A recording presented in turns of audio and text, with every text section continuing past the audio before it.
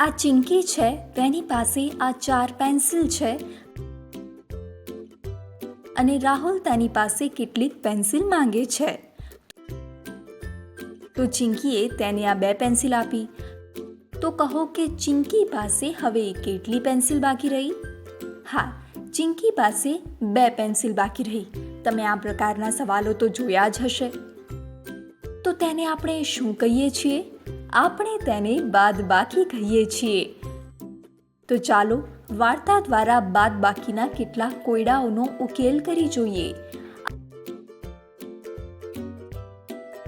આ કેરીઓથી ભરેલું ઝાડ છે, તેના પર રસદાર કેરીઓ છે. અને આ અનંત છે, તેની આ રસદાર કેરી ખાવી ખૂબ પસંદ છે. તો અનંતે પથ્થર મારીને કેટલીક કેરીઓ તોડી. કેટલી કેરીઓ તોડી હશે? ચાલો ગણતરી કરીએ. 1, 2, 3, 4, 5, 6. અનંતે કુલ 6 કેરીઓ તોડી. થોડા સમય પછી આર્યા ત્યાંથી નીકળી અને તેણે પણ કહ્યું કે મારે પણ કેરી ખાવી છે. તો અનંતે આ 1 અને આ 2 એમ આ 2 કેરીઓ આર્યાને આપી. શું હવે તમે કહી શકો કે અનંત પાસે કેટલી કેરીઓ બાકી રહી હશે? તો વિચારો, આપણે કેવી રીતે ઉકેલ કરીશું? તો જુઓ, આ 6 કેરીઓ છે જે અનંતની હતી, કારણ કે અનંતે આંબા પરથી 6 કેરીઓ તોડી હતી, જે આપણે અહીં લખી છે. થોડા સમય પછી અનંતે આર્યાને 2 કેરીઓ આપી, એટલે કે 6 માંથી કેટલીક કેરીઓ ઓછી થઈ ગઈ. માટે આપણે અહીં બાદબાકીનું ચિહ્ન મૂકીશું, કારણ કે 6 માંથી આપણે કેટલીક કેરીઓ ઓછી કરી રહ્યા છીએ. તો કેટલી કેરીઓ ઓછી થશે? આ 2 કેરીઓ જે અનંતે આર્યાને આપી છે, અને તેથી આપણે અહીં 2 લખ્યા છે. હવે જુઓ, 6 માંથી 2 બાદ કરતા કેટલો જવાબ આવશે તે કહેવું ખૂબ જ સરળ છે. જો આ 2 કેરી ઓછી કરવામાં આવે તો આ 4 કેરી રહે છે. તો આ 4 કેરી કોની પાસે છે? અનંતની પાસે. આ રીતે આપણે શોધ્યું કે 6 ઓછા 2 બરાબર 4 થશે. હું તમને એક બીજી વાર્તા સંભળાવું. એક ગાઢ જંગલ હતું, તેમાં એક તળાવ હતું. ત્યાં કેટલાક હાથી હંમેશા પાણી પીવા આવતા હતા.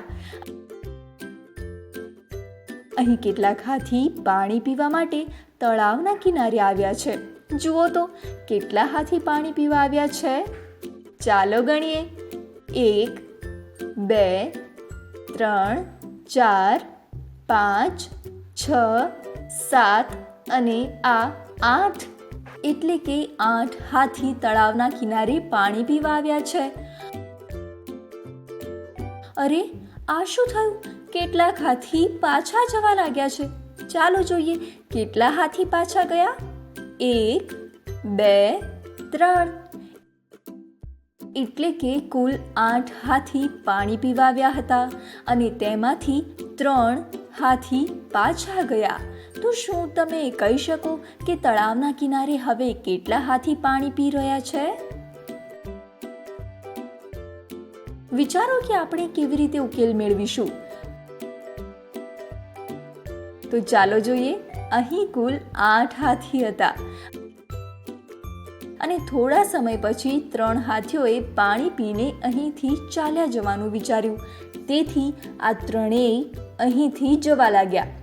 આપણે શોધવું છે કે તળાવના કિનારે હવે કેટલા હાથી ઊભા છે. આપણે કેવી રીતે શોધીશું? બરાબર છે, આપણે બાદબાકી કરવી પડશે, કારણ કે હાથીઓની સંખ્યા ઓછી થઈ ગઈ છે.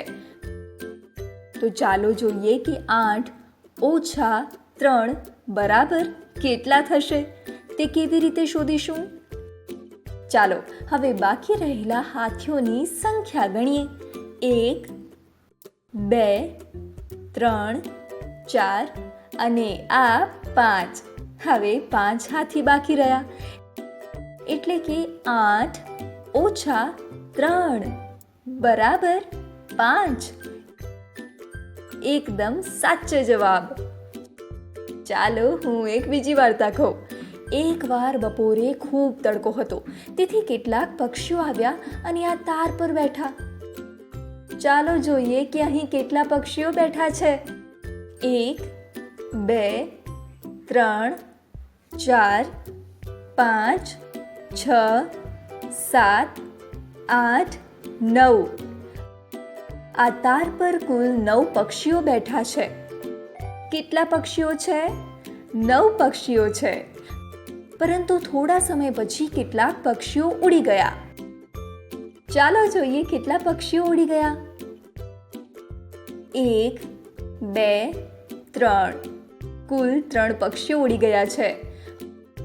હવે કહો કે આ તાર પર કેટલા પક્ષીઓ રહ્યા? તો કેવી રીતે શોધીશું? અહીં પક્ષીઓની સંખ્યા ઓછી થઈ ગઈ છે, તેથી આપણે બાદબાકી કરવી પડશે. પહેલા 9 પક્ષીઓ હતા, પછી 3 પક્ષીઓ ઉડી ગયા, તો કેટલા બાકી રહ્યા? તો ચાલો 9 ઓછા 3નો જવાબ ગણતરી કરીને શોધીએ. 1, 2, 3, 4, 5, 6. કેટલા પક્ષીઓ બાકી રહ્યા? 6 પક્ષીઓ બાકી રહ્યા છે. તેનો અર્થ કે 9 ઓછા 3 બરાબર 6 થશે. આ સુંદર બગીચામાં કેટલાક બાળકો રમી રહ્યા છે. થોડા સમય પછી એક ફુગ્ગાવાળો ત્યાં આવે છે. તેની પાસે કેટલા ફુગ્ગા છે? ચાલો ગણીએ.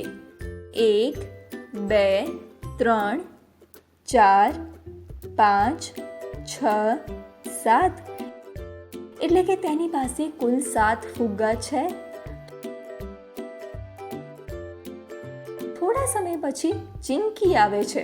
ચિંકીને ફુગ્ગા ખૂબ પસંદ છે, તેથી ચિંકી કેટલાક ફુગ્ગા લે છે. હવે કહો કે ચિંકીએ કેટલા ફુગ્ગા લીધા છે? ચાલો તેને ગણીએ. 1, 2. એટલે ચિંકીએ કુલ 2 ફુગ્ગા લીધા. શું તમે કહી શકો કે ફુગ્ગાવાળા પાસે હવે કેટલા ફુગ્ગા બાકી રહ્યા છે? કેવી રીતે શોધીશું? કારણ કે અહીં ફુગ્ગાઓની સંખ્યા ઓછી થઈ છે, તેથી આપણે બાદબાકી કરીશું. જુઓ, આ 7 ફુગ્ગા અને પછી તેમાંથી કેટલા ઓછા થઈ ગયા? આ 2 ફુગ્ગા, કારણ કે ફુગ્ગાવાળાએ ચિંકીને આ 2 ફુગ્ગા આપ્યા. તો ફુગ્ગાવાળા પાસે કેટલા રહ્યા? ચાલો ગણતરી કરીએ. 1, 2, 3, 4, 5. તો ફુગ્ગાવાળા પાસે હવે 5 ફુગ્ગા રહ્યા, એટલે કે 7 ઓછા 2 બરાબર 5. આ રહ્યા 5 ફુગ્ગા. હવે થોડા સમય માટે વિડીયો બંધ કરો અને તમારી નોટબુકમાં આ પ્રશ્નો લખી તેમનો મૌખિક ઉકેલ મેળવવાની કોશિશ કરો. હવે તમે તમારા જવાબો સરખાવી જુઓ અને જો તમારા જવાબો ખોટા હોય તો તમે આ વિડીયો ફરી જુઓ.